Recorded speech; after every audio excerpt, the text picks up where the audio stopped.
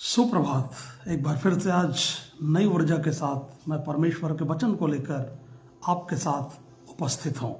आइए क्यों ना हम आज भी प्रार्थना करें और प्रार्थना करके अपने परमेश्वर की ओर निहारें, इसी आशा के साथ कि परमेश्वर आज भी हमसे बातें करें। पवित्र पिता, आपका धन्यवाद करते हैं। आज एक और नया दिन आपने हमारे जीवन में दिया। हमारी आंखों को खोलें, आप हमसे बात करें, आपके वचन के चिंतन में हमारा मार्गदर्शन करें, ताकि आपके वचन के अनुसार हम जी सकें।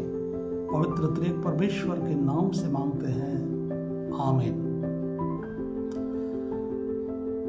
नूह ने वेदी बनाई और परमेश्वर के प्रति अपने उस धन्यवाद से भरे हुए हृदय को उसने प्रकट किया।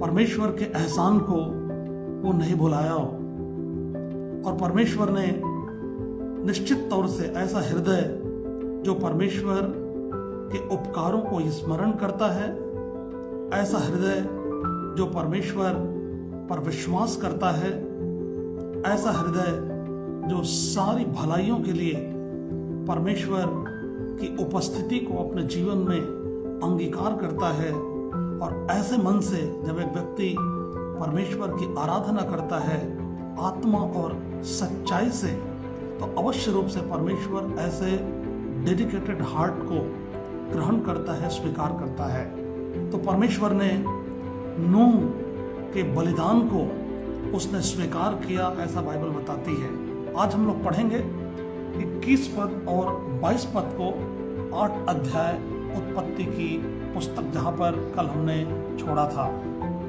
लिखा है यहाँ पर, इस पर यहोवा ने सुखदायक सुगंध पाकर सोचा।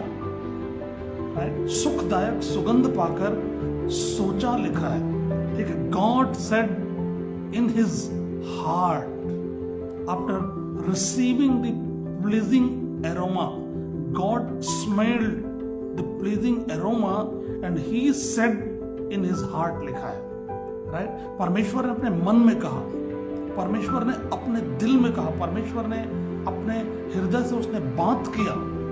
जब परमेश्वर को मनुष्य के द्वारा वो चढ़ाया गया जो बलिदान जो था, शुद्धता का बलिदान, वो बलिदान ने परमेश्वर को सोचने के लिए, ठीक है, विवश कर दिया, मैं बोलूंगा। और परमेश्वर ने अपने हृदय में सोचा, अपने मन में उसने कहा। जब वो सुखदायक सुगंध उसके पास गया, पता है, उस बलिदान का। और इसी बलिदान के सुखदायक सुगंध के बारे में अगर हम बात करें तो लय व्यवस्था की पुस्तक उसके पहले अध्याय में, वो बाद में फिर उसको 1 अध्याय और 9 पद में सैक्रिफाइस जो अर्पित जो करना है परमेश्वर को, वो उसको सुखदायक होना चाहिए। ऐसे बलिदान लोगों द्वारा चढ़ाया जाए, ये इजराइल की व्यवस्था में, लेवियों की व्यवस्था में, लय व्यवस्था में लोगों को दिया गया था। करेक्ट। अब सवाल ये उठता है कि परमेश्वर आपके और मेरे ऐसे बलिदान को क्या वो स्वीकार करता है, क्या पहुंचता है, राइट। कल हमने देखा था, अगर हमारा हृदय शुद्ध है, अगर हम परमेश्वर के एहसानों के प्रति उपकार मानते हैं, मैंने राजा दाऊद के उस पद को 103 अध्याय भजन संहिता से मैंने कोट किया था, जिसमें राजा दाऊद कहता है, अपने मन को कहता है, अपने हृदय को कहता है कि हे मेरे मन, क्योंकि हृदय जो है, मन जो है, सारी वस्तुओं से ज्यादा धोखेबाज है, ऐसा बाइबल बताती है। यिर्मयाह नबी की पुस्तक में उसमें असाध्य रोग लगा है, इसलिए हमको बार बार हमको बोलना पड़ता है, हमको सोचना पड़ता है, हमको बताना पड़ता है, ताकि संसार से जिन चीजों में हमारा मन लगा होता है और हम बहुत बार परमेश्वर के उपकार को भूल जाते हैं, तो हमको प्रयास करना होता है और बोलना होता है कि मेरे मन, तू बोल, तो मत भूल इस बात को कि परमेश्वर ही है जिसने हमारे जीवन में उपकार किया है, परमेश्वर ही है जिसके कारण आप और मैं आज जीवित होते हैं। परमेश्वर का उपकार ही तो है जिसने आपको और मुझको सुरक्षित रखा है। परमेश्वर ही तो है जो आपकी और मेरी आवश्यकताओं को पूरी करता है। परमेश्वर ही तो है जो आपके और मेरे जीवन में सारी चीजों को क्रमानुसार अपनी योजना के अनुसार घटने देता है, राइट। तो हम कैसे भूल सकते हैं उसके उपकार को? अगर इस डेडिकेशन के साथ अगर हम जब परमेश्वर की आराधना करते हैं, प्रार्थना करते हैं, तो निश्चित तौर से हमारा वो बलिदान का जो सुखदायक जो सुगंध है वो परमेश्वर तक जाती है और परमेश्वर उसको ग्रहण करता है और परमेश्वर आपके और मेरे विषय में वो सोचता है। Praise the Lord. और यहां पर जब नूह का जो बलिदान जो था उसने वेदी पर अर्पित किया शुद्ध पशुओं और शुद्ध पक्षियों में से, और वो जो सुखदायक सुगंध जो था परमेश्वर के पास पहुंचा, लिखा है, और परमेश्वर ने सोचा, God said in his heart, right. क्या उसने सोचा? ठीक है, यहां पर लिखा है, हम लोग देख सकते हैं, जब हम पढ़ते हैं, लिखा है कि मनुष्य के कारण फिर कभी भूमि को शाप न दूंगा, यद्यपि मनुष्य के मन में बचपन से जो कुछ उत्पन्न होता है वह बुरा ही होता है, तो भी जैसा मैंने सब जीवों को अब मारा है वैसा उनको फिर कभी ना मारूंगा। देखा आपने, वो सुखदायक सुगंध जब परमेश्वर के पास जब पहुंचा, परमेश्वर ने अपने मन में कहा, परमेश्वर ने अपने उस न्याय के काम को जो मनुष्य के हृदय में उठने वाली उन सारी बुराइयों के कारण उसने पूरे धरती को, पूरे पृथ्वी को, सारे प्राणियों को, पशुओं को जल प्रलय के द्वारा उसने नष्ट कर दिया था। और अब यहां पर वो कहता है कि अब मैं दोबारा मनुष्य के पाप के कारण, मनुष्य के मन में उठने वाले उस विचार और बुराई के कारण जैसा मैंने अभी नाश किया है जल प्रलय के द्वारा, वैसा मैं दोबारा नाश नहीं करूंगा, लिखा है, राइट। परमेश्वर ने अपने मन में कहा, ठीक है। It indicates the divine internal decision, right. एक ईश्वरी, एक भीतरी, एक निर्णय को हम यहां पर देख सकते हैं कि परमेश्वर अपने अंतर आत्मा में, अपने में वो बात करता है और फैसला लेता है और कहता है कि मैं कभी दोबारा फिर से मनुष्य के पाप के कारण, बुराई के कारण, क्योंकि उसके मन में तो विचार जो उत्पन्न होता है वो बुरा ही होता है, क्योंकि आदम का जो पाप, जो ओरिजिनल जो सिन है, उसका प्रभाव तो अभी भी बना हुआ है ना। लेकिन क्या परमेश्वर फिर से पूरे धरती को वो नाश कर दे? वो नहीं करूंगा, उसने बोला, उसने, करेक्ट। ये परमेश्वर के मर्सी को और परमेश्वर की दया को यहां पर दिखाता है, और साथ ही साथ परमेश्वर के सॉवरेन विल को हम लोग देख सकते हैं, उसके सर्वसत्ताधिकार की सामर्थ को देख सकते हैं, उसके स्वतंत्र शक्ति की प्रबलता को हम देख सकते हैं कि परमेश्वर जो चाहे वो कर सकता है, और आप और मैं परमेश्वर से सवाल नहीं पूछ सकते हैं, right. God's mercy is reflected not to destroy by the flood despite humans sinful nature। मनुष्य के पापी स्वभाव के कारण यद्यपि वो बना रहेगा, लेकिन उसके बाद भी परमेश्वर धरती को जल प्रलय से नाश नहीं करूंगा, ऐसा परमेश्वर ने अपने हृदय में कहा है, करेक्ट।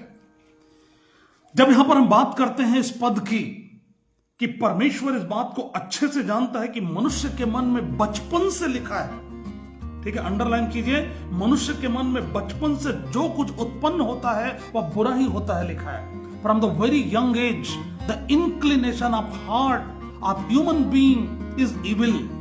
जो भी उत्पन्न होता है बुरा ही होता है, लिखा है। क्यों ऐसा कहा उसने, परमेश्वर ने? क्योंकि हम सब आदम के तो संतान है ना। आपको याद है 5 अध्याय मैंने बताया था उत्पत्ति की पुस्तक, जिसमें उत्पत्ति की पुस्तक 5 अध्याय में एक पद से अगर आप पढ़ें तो आदम की वंशावली बताई गई, जिसमें बहुत ही सावधानी पूर्वक लिखा गया है कि जब आदम 120 वर्ष का हुआ तो आदम के ही स्वरूप में और आदम की ही समानता में एक पुत्र उत्पन्न हुआ, जिसका नाम उसने शेत रखा। तो ये जो पुत्र जो उत्पन्न हुआ, ये जो संतानोत्पत्ति जो होने लगी, उसके विषय में बाइबल केयरफुली बताती है कि अब वो स्वरूप और वो समानता न रह गई थी, वो पवित्रता का स्वरूप नहीं रह गया था, लेकिन मनुष्य गिरा हुआ, परमेश्वर से दूर, परमेश्वर की उपस्थिति से अलग उसकी स्थिति थी, और इसलिए उसके मन में जो भी उत्पन्न होता था आदम के बाद बुरा होना जो शुरू हुआ है, वो आज भी मनुष्य के मन में जो भी उत्पन्न होता है वो बुरा ही उत्पन्न होता है, राइट। आप कितने अच्छे कर्म कर लेते हैं मेरे को बताइए आप। बहुत बार लोगों को अपने कर्म के ऊपर भरोसा होता है, राइट, लेकिन हमारे विचार में ही बुराइयां हैं, ठीक है। अगर मनुष्य अगर अच्छा सोचता है, उसके पीछे 100 तो बुराइयां सोचता है। एक अगर अच्छा कर्म कर भी देता है, जिसका डंके बजवाता है, मैंने ये किया वो किया, बड़े बड़े नाम, पोस्टर, बहुत कुछ करते हैं, लेकिन उसके पीछे हजारों तो बुराइयां उसके जीवन में उठती है, और ऐसे वो पाप जिनको वो करते रहता है, जिसको केवल खुद जानता है। उसका हिसाब कौन देगा?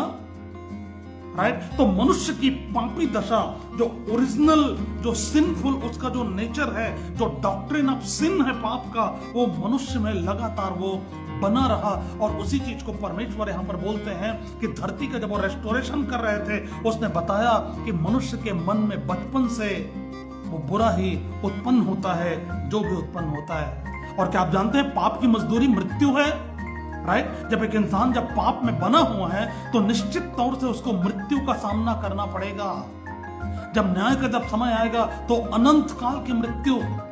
और मनुष्य की ये परिस्थिति एक उद्धारकर्ता की जरूरत को इंडिकेट करती है, एक उद्धारकर्ता की जरूरत को बताती है कि अभी भी मनुष्य को उसको एक उद्धारकर्ता की आवश्यकता है, जो आएगा और आकर के उसके उस पाप के जड़ को, बुराई को पूरी तरह से वो खत्म कर देगा, जिसको मनुष्य अपने कर्म से, अपने अच्छाइयों से, अपने अच्छे सोच से जिसको कभी भी नहीं मिटा सकता, अपने धर्म के काम से मनुष्य अपने पाप को नहीं मिटा सकता। इसलिए एक उद्धारकर्ता की आवश्यकता है। इसलिए यशायाह की पुस्तक उसके 64 अध्याय में यशायाह ने कहा है कि मनुष्य के धर्म के काम परमेश्वर के सामने फटे चीथड़े कपड़ों के समान है। राइट? तो मनुष्य के धर्म के काम उसको नहीं बचा सकते हैं, उसके पापों को क्षमा नहीं कर सकते हैं, उसको उद्धारकर्ता की आवश्यकता है मेरे प्रियो। इसलिए रोमियो की पत्री 5 अध्याय और उसके 8 पद में अगर मैं आपके लिए पढ़ूं तो संत पौलुस यहाँ पर परमेश्वर के आत्मा के प्रकाशन को पा करके जब वो रोमियो की कलीसिया को जब वो पत्र जब लिख रहे थे तो उसने परमेश्वर के उस अनुग्रह को बताया। मालूम है आपको? मैं पढ़ता हूं आपके लिए रोमियो 5 और उसका 8। परंतु परमेश्वर हम पर अपने प्रेम की भलाई को इस रीति से प्रकट करता है कि जब हम पापी ही थे तभी मसीह हमारे लिए मरा, लिखा है। जब हम पापी ही थे तभी मसीह हमारे लिए मरा, हमारे पाप के लिए ही उसने सूली पर उसने अपनी जान उसने दे दी। राइट? उसके बाद जब हम आगे देखते हैं यहां पर तो लिखा हुआ है कि इस चीज की अगर हम बात करें कि I will again never destroy, मैं इसे फिर से कभी नाश न करूंगा, तो इस चीज को बताता है वो अल्टीमेट जो नए आकाश और नई पृथ्वी को परमेश्वर जो रेस्टोर करने वाला है उसके तरफ भी इशारा करता है। क्योंकि न्याय तो होगा, जब न्याय होगा तो ये धरती और ये आकाश भाग जाएगा, लिखा है परमेश्वर के उपस्थिति से, अर्थात नाश हो जाएंगे, खत्म हो जाएंगे। तब परमेश्वर एक नए आकाश और नई धरती की वो स्थापना वो करेंगे, जिसका वर्णन आप पढ़ सकते हैं प्रकाशित वाक्य पुस्तक उसके 21 अध्याय और 1 पद में, और यशायाह की पुस्तक 65 अध्याय और उसके 17 पद में, जिसका विवरण हमको मिलता है। पद 22, अब से जब तक पृथ्वी बनी रहेगी तब तक बोने और काटने के समय, ठंड और तपन, धूप काल और शीतकाल, दिन और रात निरंतर होते चले जाएंगे। परमेश्वर ने एक नेचुरल ऑर्डर को उसने स्थापित किया, उसने धरती पर उन ऋतुओं को परमेश्वर ने स्थापित कर दिया कि जब तक ये धरती बनी रहेगी, जब तक मेरा अंतिम न्याय ना होगा और जब तक मैं पूरी धरती को और आकाश को जब तक खत्म नहीं कर दूंगा एक बार फिर से, नई आकाश और पृथ्वी की स्थापना से पहले मनुष्य के न्याय के समय में, उस समय तक हर मौसम लगातार होता रहेगा। बरसात, ठंड और गर्मी का मौसम, बोने का समय और काटने का समय, इस बात का आश्वासन देता है परमेश्वर कि मनुष्य जब तक जिंदा रहेगा ये जो धरती जो है उसके लिए भोजन उपजाएगी, वो ग्रेन, वो सीड, ये धरती उपजाएगी। राइट? और मनुष्य को भोजन मिलता रहेगा। ये परमेश्वर की दया और परमेश्वर की कृपा है मेरे प्रियो, जो परमेश्वर ने मनुष्य के लिए उसने किया है। राइट? अगर कटने की हम बात करें तो ये जो है एक्चुअली ये प्रॉमिस करता है एक परमेश्वर के आत्मिक कटने के बारे में जो होने वाला है, स्पिरिचुअल हार्वेस्ट, जिसके विषय में प्रभु यीशु मसीह ने बताया मत्ती के सुसमाचार 9 अध्याय में जब वो अपने चेलों से बात कर रहे थे, उसके 37 और 38 पद में, जब उसने बड़ी भीड़ को उसने देखा, राइट? मनुष्यों की भीड़, बेबस, बेसहारा, बीमार, पीड़ित, शोषित, ऐसे लोगों का समुदाय जिनको देख करके यीशु मसीह ने तरस खाया और उसने अपने चेलों से कहा उस भीड़ को देख करके कि ये उन भेड़ों की नाई है जिनका कोई रखवाला नहीं है। मेरे प्रियो, आज मनुष्य की दशा ऐसी ही तो है। आज मनुष्य अपने आप को बेबस पाता है उस पाप के कारण, उस पाप के प्रभाव के कारण। आज वो ग्रसित है अपने जीवन में। आज वो कई बार बीमारियों की समस्या से वो जूझता है, तो कभी अकेलेपन से वो जूझता है, कभी कई तरह के और चीजें उसको परेशान करती है, और वो अशांत वो जीवन वो जीते रहता है, अपने आप को अकेला पाता है, और जो शैतान का जो प्रभाव और जो वर्चस्व है उसके जीवन पर भी हावी होती है। क्योंकि पूरी धरती, पूरा जमीन, पूरा संसार, जिसके विषय में पहला यूहन्ना में लिखा है, यूहन्ना बोलता है कि पूरा संसार दुष्ट के वश में पड़ा है। वही परमेश्वर का विद्रोही, वही शैतान, वही स्वर्गदूत जिसको धरती पर से गिराया गया, उसके विद्रोह के कारण वो आज भी उसने मनुष्यों के जीवन को उथल पुथल कर रखा है। और प्रभु ने कहा, फिर अपने चेलों को उसने कहा, उन लोगों को देख करके कि खेत पक चुके हैं, मजदूर थोड़े हैं, खेत के स्वामी से विनती करो कि वो काटने के लिए मजदूरों को भेजे। ये प्रभु यीशु मसीह ने अपने चेलों को कहा था। पता है तो किस फसल की बात कही गई है? आज ये फसल मनुष्य की आत्माएं, मनुष्य जो कटने के लिए तैयार है, वो सुसमाचार के द्वारा परमेश्वर के राज्य में उनको लाया जाए, उनको बटोरा जाए, कहीं ऐसा ना हो कि वो नाश हो जाए। और हम जानते हैं कि स्वर्ग के नीचे और पृथ्वी के ऊपर यीशु मसीह को छोड़ करके मनुष्य के लिए पाप क्षमा और उद्धार का कोई रास्ता नहीं है। यही तो प्रेरितों ने प्रचार किया था, और वो आज भी सच्चाई बनी हुई है। मेरे प्रियो, प्रभु यीशु मसीह ही तो है जो कहता है कि मैं ही मार्ग हूं, मैं ही सत्य हूं और मैं ही जीवन हूं, बिना मेरे द्वारा कोई पिता के पास नहीं जा सकता है। क्या आप और मैं इसकी गंभीरता को समझते हैं? कि क्या आप और मैं इस सुसमाचार की गंभीरता को समझते हैं कि परमेश्वर ने आज जो बातें हमसे कही है, जो आज हमसे कह रहा है, जो आज हमसे अपेक्षा रखता है कि फसल पक चुके हैं, कहीं ऐसा ना हो कि गिर के वो नाश हो जाएं। इससे पहले कि वो नाश हो जाएं, आइए हम सुसमाचार के द्वारा उस फसल की कटनी को हम काटें और लोगों को परमेश्वर के राज्य में, जैसा आपने और मैंने प्रवेश पाया है, लोगों को आने के लिए सहायता करें, ताकि वो अनंत जीवन को पा सकें और वो शांति का वो जीवन जी सकें। परमेश्वर प्रभु यीशु मसीह में वो आशा में जी सकें। वो जिंदगी केवल एक इंसान को यीशु में मिलती है, वो शांति की जिंदगी जो संसार नहीं देता है, वैसी शांति प्रभु यीशु मसीह में एक मनुष्य को मिलता है।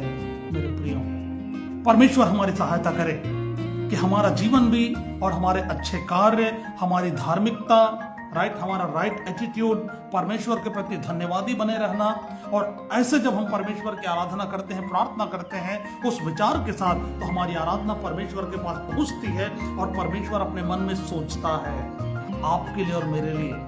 जैसे नूह का जब सुखदायक वो बलिदान का सुगंध पहुंचा, परमेश्वर ने अपने मन में सोचा और कहा कि मैं धरती को फिर दोबारा नाश नहीं करूंगा। करेक्ट? उसके बाद हमने देखा कि परमेश्वर आपको और मुझको उस आत्मिक कटनी के लिए वो बुलाता है। फसल पक चुके हैं पर मजदूर थोड़े हैं। क्या आप और मैं कटनी के लिए तैयार हैं?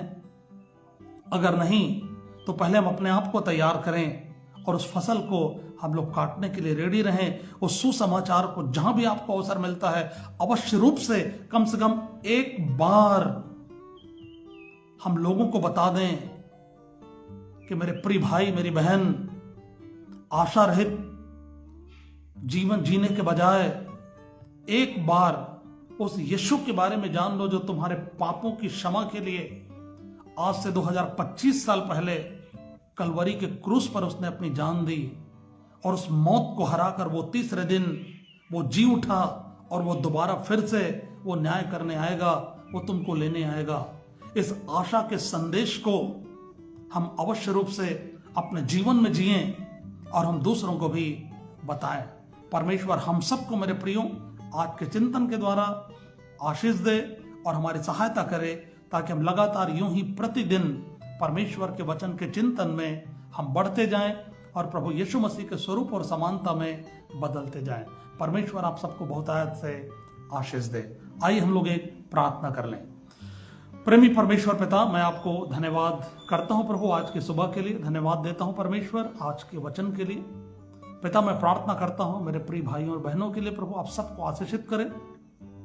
प्रभु सहायता करें कि उनका मन हमेशा आपके उपकारों को याद करते हुए आपके प्रति धन्यवादी रहे प्रभु जी। वो ऐसा जीवन जीने पाए परमेश्वर जो आपको भाता है प्रभु, आप मदद करें परमेश्वर। आपके उस सुसमाचार के लिए पिता, कटनी का सुसमाचार प्रभु, उसको लेकर वो हमेशा तैयार रहें कि प्रभु यीशु मसीह सारी मनुष्य जाति के पापों की क्षमा के लिए क्रूस पर मर गए, गाड़ दिए गए, जी उठे तीसरे दिन और वो दोबारा फिर से आएंगे। यही तो सुसमाचार है जो मनुष्य के पाप को क्षमा करता है। प्रभु दया कर परमेश्वर उन्हें हिम्मत दे, आत्मा के अभिषेक को दे प्रभु जी, ताकि वो लगातार इस कार्य के लिए प्रभु हमेशा तत्पर रहें, तैयार रहें। धन्यवाद परमेश्वर, आज के पूरे दिन को आपके हाथों में देते हैं। आप अपने लोगों को आशीषित करें, जो बीमार है प्रभु आप उन्हें चंगाई दें पिता। आपका अनुग्रह प्रभु जी बना रहे परमेश्वर। दया कर खुदा बाप, त्रिएक परमेश्वर पिता पुत्र पवित्र आत्मा के नाम से मांगते हैं, आमीन।